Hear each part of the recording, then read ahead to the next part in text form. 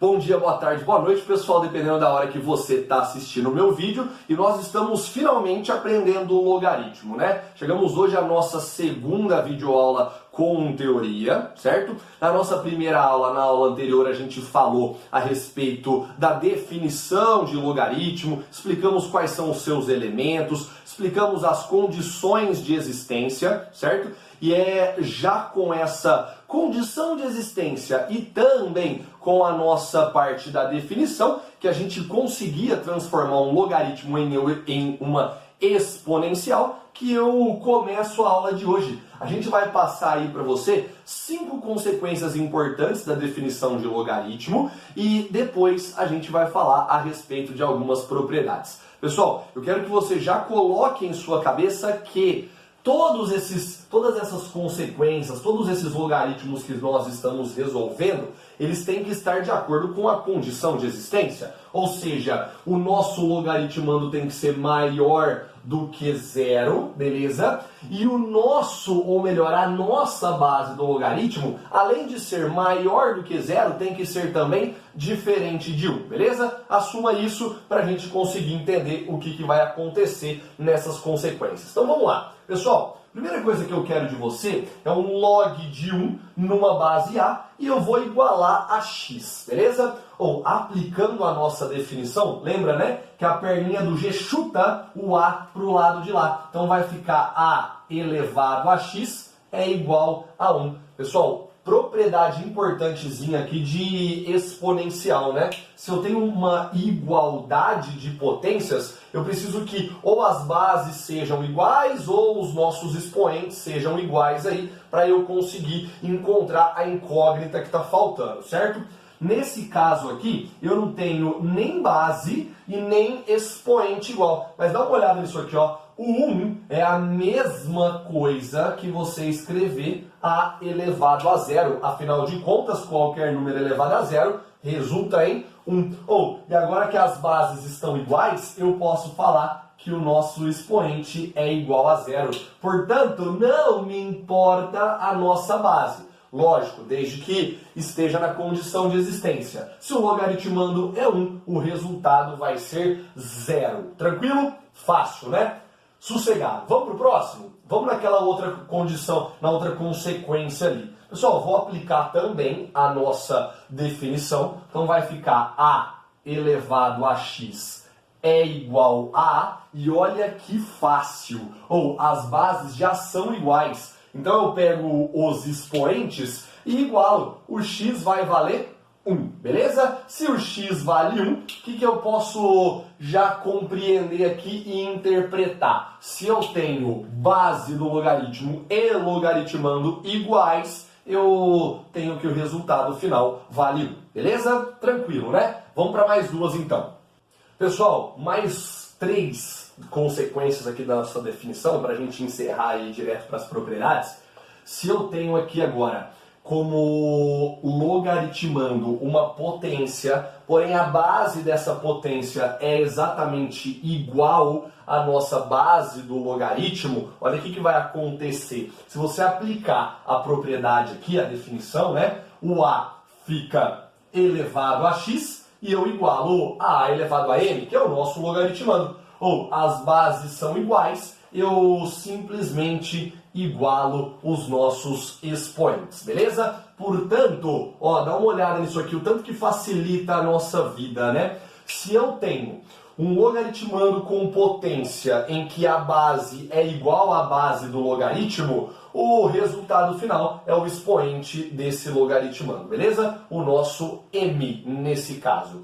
Pessoal, e as duas últimas consequências que nós temos aqui é o seguinte. Se eu tenho uma potência, presta atenção.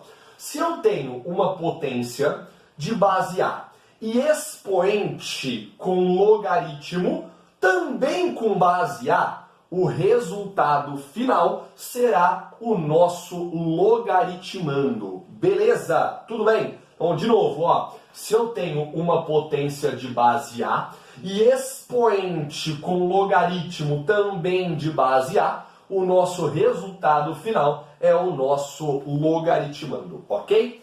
E por fim, a gente tem aqui uma igualdade de logaritmos. Isso aqui só será possível, e aí vale ressaltar mais uma vez que todos esses logaritmos estão de acordo com a nossa condição de existência, ou seja, o B, o C e o A são todos maiores do que zero. E o nosso A, ele também tem que ser diferente de 1, por ser base do logaritmo, beleza? Ou, se essa igualdade está acontecendo, isso aqui só será verdade se e somente se, vou colocar aqui uma setinha do se e somente se, o nosso B for igual a C, beleza? Eu só posso ter uma igualdade entre logaritmos quando, além das bases serem iguais, os nossos logaritmandos também forem iguais. Tranquilo? Fácil, né? Vamos para as propriedades então. Pessoal, continuando aqui a nossa aula de hoje, falando agora das propriedades do logaritmo, nós temos 4 propriedades importantes, tá?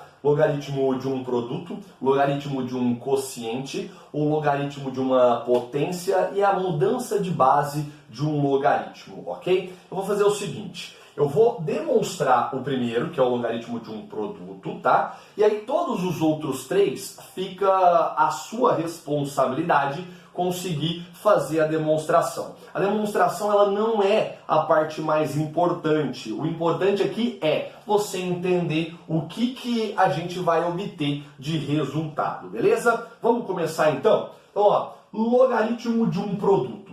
Eu tenho que o logaritmo de B vezes C em determinada base A, repito, todos aqui na condição de existência, né? B e C e A maiores do que zero e o A diferente de 1.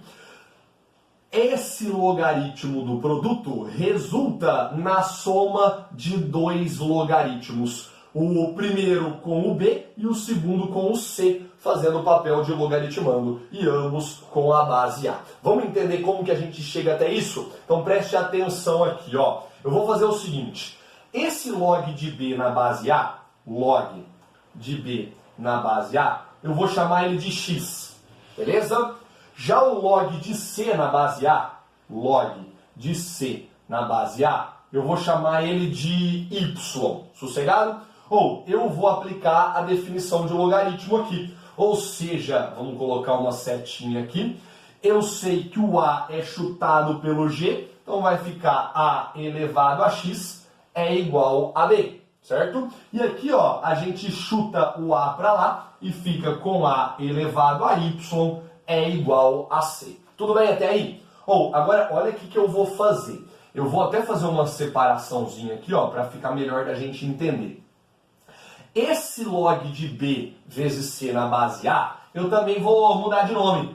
Log de B vezes C na base A, eu vou chamar de Z. Tudo bem? Tranquilo? Ou, aplica a definição. Aplicando a definição, a gente vai ter A elevado a Z igual a B vezes C. Beleza? Então, ó, A elevado a Z é igual ao nosso logaritmando. E aí, pessoal, olha que fácil aqui, ó, de entender por que acontece esse desmembramento aqui, né? Ou eu vou pegar essa igualdade e perceba que nessa igualdade eu tenho B vezes C do lado direito. E eu sei quanto vale cada um deles. Portanto, eu vou substituir. Então vai ficar o seguinte, ó. O A elevado a Z é B vezes C. Ou A elevado a X vezes A elevado a Y. Tranquilo? Ou propriedade importante de potência aqui, ó. Se eu tenho uma multiplicação de potências de mesma base, eu vou simplesmente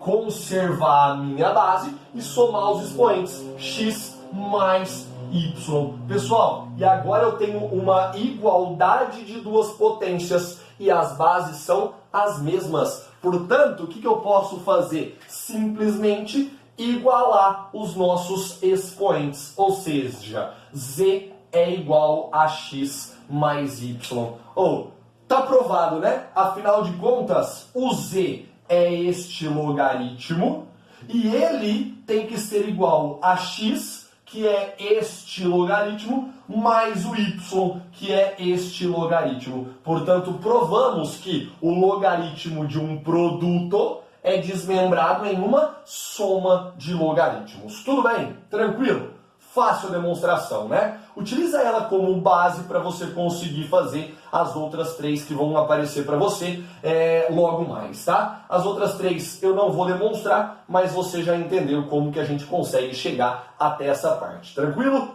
Show de bola. Então vamos lá, vamos continuar. Outras duas propriedades aqui importantes são o logaritmo de um quociente e o logaritmo de uma potência. Pessoal, olha que fácil, né? Se o logaritmo de um produto você desmembrava em uma soma de logaritmos, o logaritmo de um quociente você desmembra em uma subtração de logaritmos. O primeiro logaritmo é o numerador, que vai ficar no logaritmando, e o segundo logaritmo tem o denominador como logaritmando. Não esqueça que a base conserva, beleza? Fácil. Terceira propriedade, logaritmo de uma potência. Pessoal, presta atenção aqui, ó. Se eu tenho o log de b elevado a m na determinada base A, eu tenho aqui a chamada regra do tombo. Você pega esse m, que é expoente do logaritmando, e tomba ele para frente, multiplicando, beleza? Então eu vou ter aqui m vezes log de b na base A, certinho? Pessoal, por definição mesmo, por matéria, né, nós temos aí 4 propriedades, certo? Já passei o logaritmo de um produto, de um quociente, de uma potência. Eu vou passar a mudança de base, só que antes tem mais uma propriedade importantezinha aqui que pode aparecer e te ajudar em alguns exercícios, ok? Para encerrar a aula de hoje, temos mudança de base como a última propriedade, mas tem uma importante que pode aparecer para você. Eu acabei de te falar do logaritmo de uma potência, que o expoente do logaritmando tomba para frente do nosso logaritmo multiplicando, certo? Agora, se eu tiver um expoente ou uma potência na base do logaritmo, eu também trago esse expoente para frente do nosso logaritmo, porém invertendo a sua base. Então perceba que antes era m, eu inverto ele e vou multiplicar o meu logaritmo por 1 sobre m, beleza? Isso aqui também pode aparecer para você e te ajudar a simplificar alguns exercícios, tá? E finalizando, se eu não quero o meu logaritmo na base do exercício e eu preciso mudá-la, eu faço o seguinte: eu tenho log de b na base A, eu vou transformar em uma divisão de 2 logaritmos. Os 2 logaritmos vão estar na base que eu desejo, por exemplo, uma base C, beleza?